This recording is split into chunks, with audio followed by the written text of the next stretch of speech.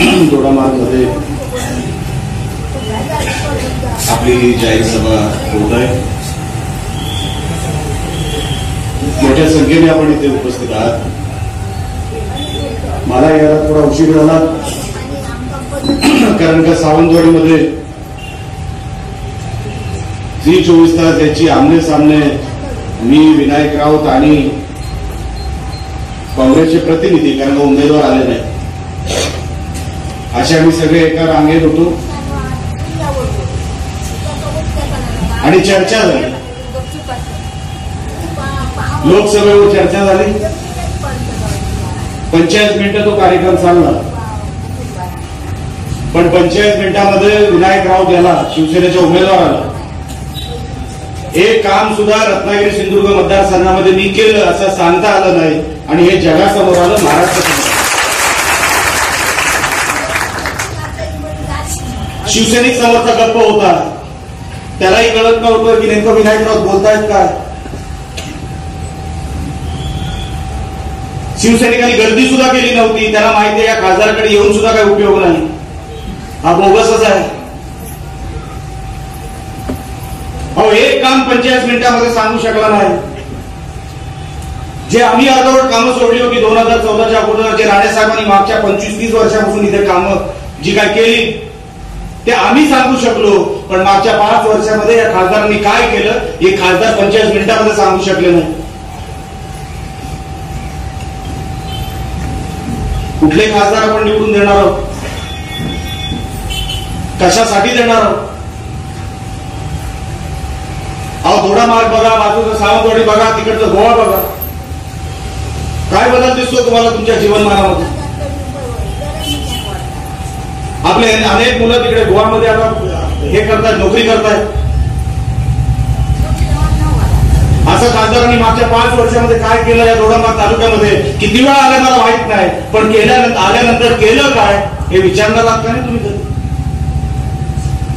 सगळ्या कामाचा उल्लेख आता डॉक्टर कुलकर्णी साहेबांनी केला, ते MIDCचा असू दे, रिंग रोडचा असू दे, हे कोणी केलं? हे सन्माननीय राणे साहेबांनी केलं। दुसऱ्या कुठल्या माणूस आला नाही का? ही निवडणूक महत्वाची। आज महाराष्ट्र बघतो या निवडणुकीकडे की राणेंचं काय होणार, राणेंचं काय होणार? तर राणे 2019ची लोकसभा पण जिंकणार आणि विधानसभा पण जिंकणार। कारण का आता शिवसैनिक आम्हाला हरू शकत नाही। अगदी परशुराम घाटापासून ते इकडे दोडामार्ग पर्यंत, खाती बांधापर्यंत लाट असेल, हवा असेल, लोकांना कंटाळा आलाय लोकांचा। अहो इकडे तरी तुम्हाला एवढा उल्लेख करण्यासारखं नाही, पण बाजूला रत्नागिरीमध्ये जिथे मी जास्त काम करत असतो जवळपास 80% शिवसेना तिकडे ग्रामीण भागामध्ये आहे। नोकरी धंद्यांचे विषय पण बोलू नका। गावाची गावं ओसाड पडली आहेत, सगळे मुंबईला जात आहेत, ठाण्याला जात आहेत, जशी इकडची तिकडे चालले। गावाची गावं ओसाड पडली। माता भगिनींना करण्यासारखं काही नाही, पुरुषांना काय दोन हाताला नोकरी नाही, मुलं अशीच फिरतायत, वाया जात आहेत। अहो काय दिलं शिवसेनेने आपल्याला? पालकमंत्री तुमच्या मतदारसंघाचा आहे, किती वेळा आले मला माहित नाही। किती वेळा तुमच्या प्रश्नांसाठी तुमच्या मध्ये बसून काय काय आश्वासनं दिली, अनेक आंदोलनं केली तुम्ही, अनेक आंदोलनं केली। मी वर्तमानपत्रात वाचत होतो, आमचा भाऊ आमदार भाऊ तुमच्या आंदोलनाला तिकडे उपस्थिती राहिला होता, त्याचं झालं काय? सगळी जी मागची आंदोलनं काढा तुम्ही दोडामार्गची, कुठली उत्तर मिळाली आपल्याला? अहो यांचा कोण अधिकारीच ऐकत नाही, मग तुम्हाला उत्तर मिळणार कुठून? अहो ग्रह खाता या तुमच्या आमदाराकडे, वित्त खाता तुमच्या आमदाराकडे, पण वित्त आहे कुठे? फायनान्स आहे कुठे? पैसा कुठे नांदताना दिसत नाही। आमची दोडामार्गची बाजारपेठ जशी मी 5 वर्षापूर्वी बघायचो तशीच आज बाजारपेठ दिसते। जे रस्ते मी 5 वर्षापूर्वी बघायचो आजही तेच रस्ते दिसत आहेत। माता भगिनींच्या जीवनामध्ये काय बदल झाला असं मला वाटत नाही।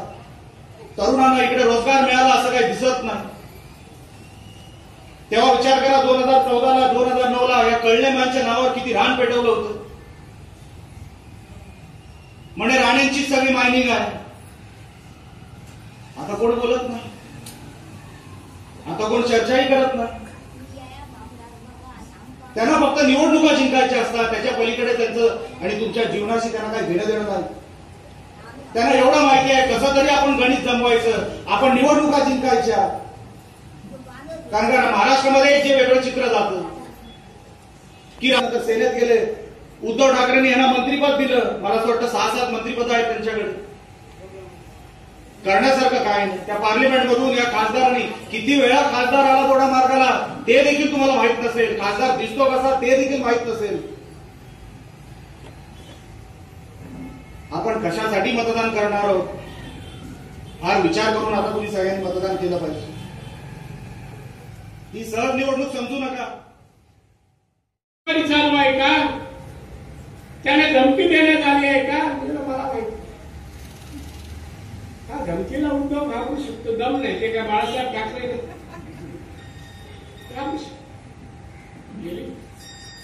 केली होती ना. पहिलं राम मंदिर आणि नंतर सत्ता निवडणुका. पहिलं काय राम मंदिर बांधलं इथे त्यावेळेस म्हणाल हा का राम मंदिर बांधतो, सगळ्या वडिलांचं स्मारक बांधू शकलं नाही. मुंबई बांधू शकलं का बाळासाहेब ठाकरेचं स्मारक मला सांगा. वडिलांचं धमक पाहिजे, दम पाहिजे, नाही बांधू शकत. राम मंदिर बांधायचं तर तुझं काम आहे का ते. विमानाने गेला, रिलायन्सचं विमान घेतलं, विमानातून उतरला, रामाला भेटला, माफ करा मी बोलत ते करणार नाही, फक्त दर्शन करायला आलोय, सांगून टाकलं ते. आला परत काय झालं, शब्द जरी काढतोय. कोकणात परवा आला, बोलला काय राम मंदिर बद्दल, नाही बोलला, संपला विषय. बांधणार फोटून बोला पण रेटून बोला, हा स्वभाव शिवसेनेवाल्यांचा.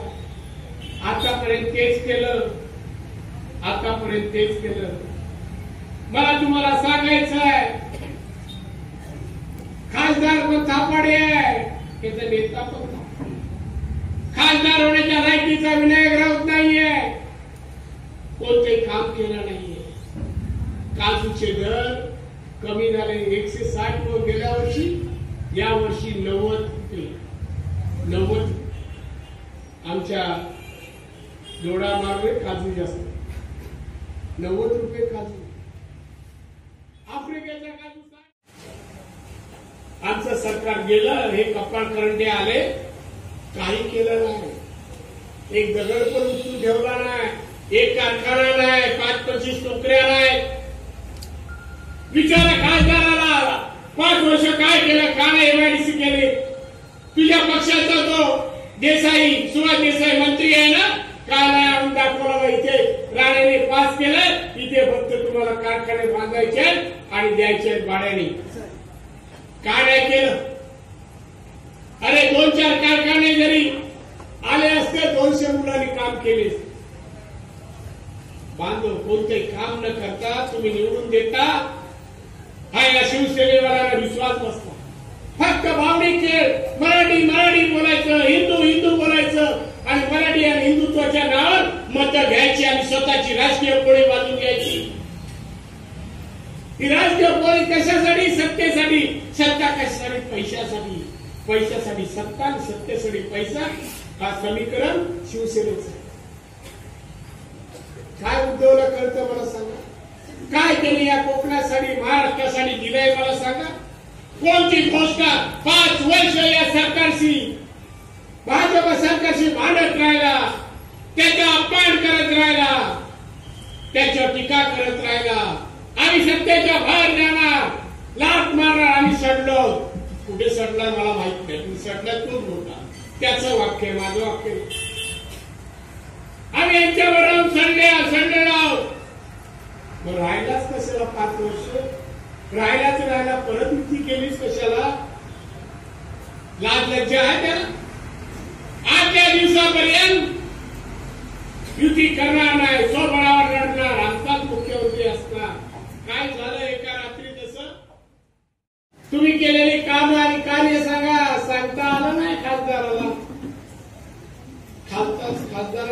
कामं केली सांगता आली केली तर सांगितलं जाऊ दे. एक तुम्हाला विचारतो दोडा मार्ग त्याला तुम्ही कधी पाहिजे कोणत्या कामासाठी आला होता सांगा मला. त्याने तुमच्या या दोडा मार्गला काय दिलं. नारायणगाड्याने तालुका दिला कार्यालय दिली बरंच काय काय दिलं ITI काय नाही दिलं. नारायणगाड मागितलं ते दिले. आढळला इंडस्ट्री द्या इंडस्ट्री दिली. आज आमचा कुलकर्णी नाटकर्णी त्या वेळेला आला घेऊन सगळ्यांना दादा आमच्या तालुक्यात बेकारी मग दादा आमच्याकडचे तरुण मुलाला नोकरीला जातात मोटरसायकलने जातात बरेचसे आतापर्यंत दगावलेले आहेत. आमच्याकडे जर इंडस्ट्री केली आणली तर त्यांचे प्राण वाचतील. आम्ही जमीन द्यायला मी बोललो शेतकरी घेऊ लोकांना शेतकरी जमीन देणार घेऊ खरंच दुसऱ्या वेळेला तू घेऊ ना. मी अधिकाऱ्यांनी सांगितलं या किती जागा देत आहेत बघा जागा किती पाहिजे सर्वे करा आणि मला सांग. त्यांनी सांगितलं जवळपास 600-650 एकर लागेल तर MIDC 5 करू शकतो देतो मला. रेटही वाढवून दिला मी त्यांना. विचारा कोण मंत्री रेट वाढवून देऊ शकतो या विचारा पालकमंत्री. असं कधी काम करशील काय जनतेच्या बाजूने न्याय देशील बंद करायचं काम करशील. वाढून दिला रेट MIDC मंजूर केली. लेवलिंग करायला सांगितलं निवडणुका आल्या सत्ता गेली बांधव काय झालं त्या प्रोजेक्टचं 500 कारखाने